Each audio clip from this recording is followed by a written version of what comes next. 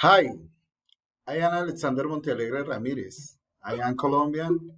I am from Santander. I am system engineer. I live in Ibagué. I speak Spanish and learning to English. I am 46 years old. I like to mountain bike.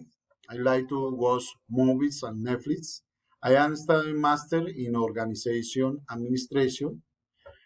This is are my activities or typical day. I get up at 5:45 a.m., get ready and go mountain biking. Then I bath, have breakfast, and start my work tasks around now.